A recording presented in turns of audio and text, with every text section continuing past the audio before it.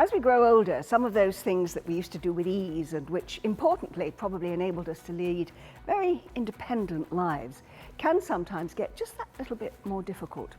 But here at the Catalyst in Newcastle, innovations that have been developed by experts from Newcastle University and from the National Innovation Centre for Ageing are really helping older people to live longer lives and better lives.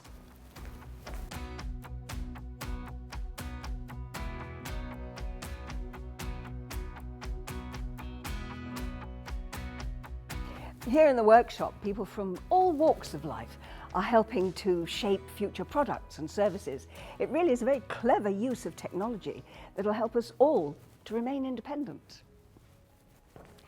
Now, I'm just coming into what's known as the driving lab, which is really designed so that we can keep older drivers safe and still in the driving seat. And here we've got Ian, who is a member of a group called Voice. Now, this is a collection of older drivers who are using their experience to help develop what is actually needed and then test and design the products that come out as a result. So, Ian, just tell me, what are you doing at the moment? I'm doing a test on the vehicle, and when the results are done, they'll compare my reaction times as an older person with the reaction times of a younger person, and that will give them more knowledge and instinct on developing the computer side of the controls. So you're actually driving a proper car with a computer image in front of you here? Yes. And what sort of things do they throw at you to test your reactions? Well, I'm addicted to the news. So right. They've given me the news on this program here. So yeah. I'm reading the news here as I drive down the road. But now the important thing is that this is a self-drive car. If the car senses that there's something wrong, it'll tell me. Then the human being has to take over from the car. And then I have to analyze the problem, come up with a solution for it, and carry out the solution. And hopefully, after a couple of minutes, everything gets back to Sleepy Hollow and normal. Trouble is, in a real emergency, you probably wouldn't have a couple of minutes, would you? No, that's what they're testing, that length of time, the emergency time. How do you do? I'm not as good as a 24-year-old. Can I ask you how old you are? 77. Well, you wouldn't expect you to be, would you? But still, you know, your reaction still kicks in, does it? I drive, I have my own car, my own little car, and so it's routine, most of it, apart from that fraction of time when my heart goes. When the screen says emergency ahead, emergency ahead, take control of the vehicle. Yeah. And then that's when I have to multitask. So it's made you a better driver, you think? Yes. Yes, possibly. Yeah. And what do you think you've learned or you've indicated as a result of what you do that's going to help the university and the research that they're doing to help older drivers in the future? There are more and more old people in the world. We have a lot more of them as well. Life's changing very quickly. We have to run to catch up with the younger generation. And anything that will tell a machine about the difference between a younger person and an older person, I'm all in favour of that. Yeah. Well, I tell you what, I'm going to have a word now with Dr. Lee, who is running this, just to find out what he does learn from it. Dr. Lee, I mean, looks absolutely fascinating, but what sort of things are you looking for and what do you think you're learning? Because driving is very important for older people to maintain mobility and independence. However, as people age, they have an age-related functional decline, which would affect their safe driving ability and thereby affect their mobility and well-being. The forthcoming automated vehicle have the potential to help the older driver to drive longer and safer.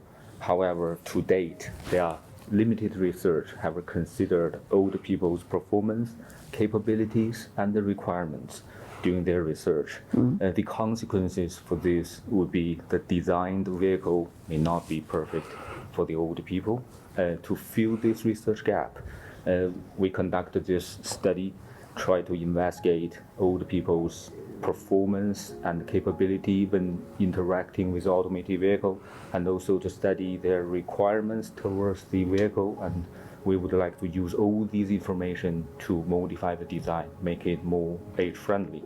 I mean, immediately my thought is that when you get older, perhaps you lose concentration quicker.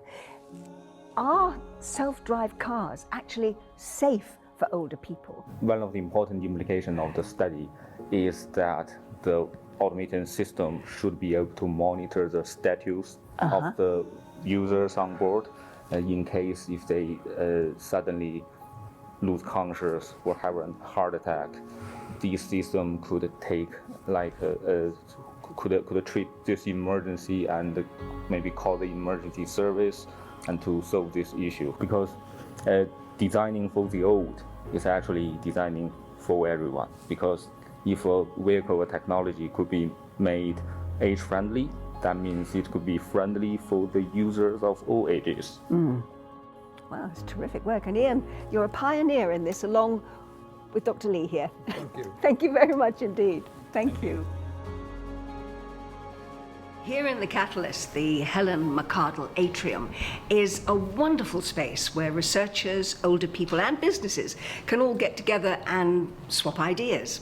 But more than that, what it does is honours an incredible philanthropic gift from one of the university's greatest supporters, and that's Mrs. Helen McArdle, CBE. Now, she's the entrepreneur who set up a whole list of very successful care homes, which means that she's had first-hand experience of exactly what the challenges are as we get older and perhaps when we're affected by ill health. But more than that, what her support and gift means is that the university can continue to be one of the world leaders in research when it comes to addressing priorities for old age. Helen is with me, and Helen, I heard you giggling just now because you were in the drive lab, sat at the wheel of the car. How did you get on? Not very well, I have to say.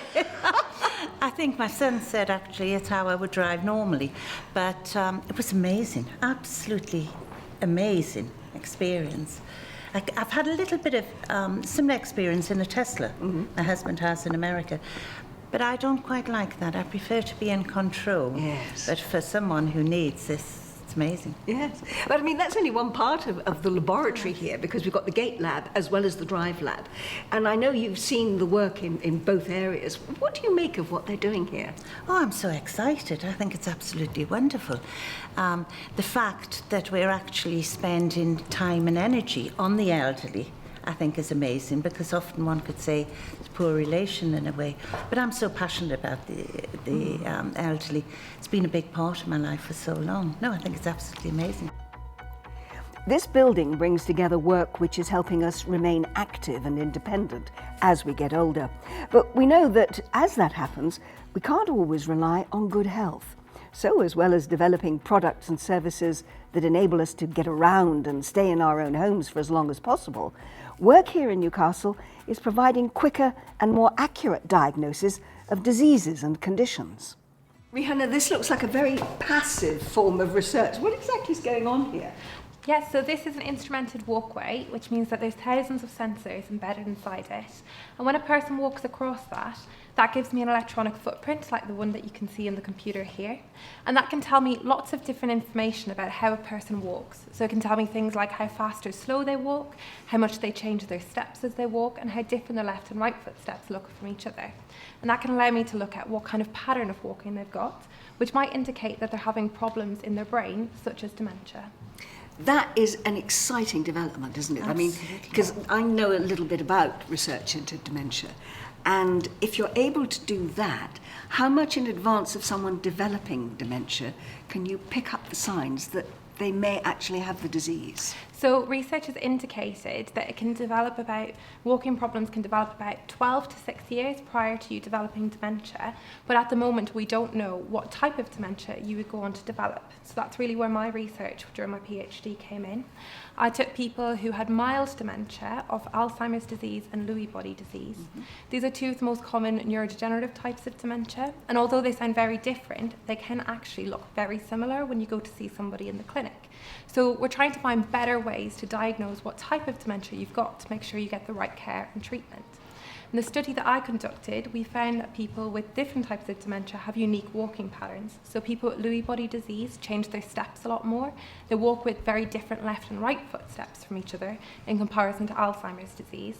And both dementia subtypes looked completely different in their walking from the way an older adult without any type of dementia walks. You would have found this fascinating when you had people coming into your homes with a form of dementia. Oh, absolutely. And I remember my first care home and the first experience I had of someone with Alzheimer's, and it was just so sad because I remember a daughter visiting her mother every day, and yet her mother didn't even recognise her. So I took a particular interest in it. But once you've identified that that person has Alzheimer's or has a chance of having Alzheimer's, can they change their lifestyle at all to help? I think there's a lot of research going into how we can slow down the progression of dementia in terms of lifestyle factors. They've identified certain things such as eating a Mediterranean diet, increasing what kind of activity you've got. And particularly if we think about, we're trying to predict what type of dementia a person has. If we're saying, okay, 12 years beforehand, you're at risk of developing this type of dementia, a third of the types of dementia are preventable. Let's try and turn this around. This is really exciting research, I think. And it has such wonderful potential for helping people who get a dementia diagnosis to be able to do something to either prevent or at least slow down the onset of it, doesn't it? Preventative treatments Yeah, are also good. definitely. I mean, I just find that really, really exciting. You must be so excited to think I this is am. going on I'm in your building. Oh yes, absolutely. As I said, I'm going to be dragging everyone around. All of my older friends are going to be coming along. No, oh well, it's wonderful research. So thank you very much Thank for you very telling us much. about it. Thank you. Thank you. The work that you've done, has that led you to think that perhaps we are an ageing population? More and more people are getting their telegram from the Queen every year because you know, more and more people are getting to 100. Have you felt in the work that you've done that perhaps the ageing population is one that's been largely ignored and underrepresented when it comes to technology, to new advances, and that this is now an opportunity to put that right? Well, I think that's right, yes. But when you remember 30 years ago, so when I started caring for the elderly, the people who were coming into my care homes were about 60 or so, especially in the mining communities around here where they'd had a very, very hard life. And some of them just wanted to be looked after. But technology has moved so quickly in the last 20 years or so.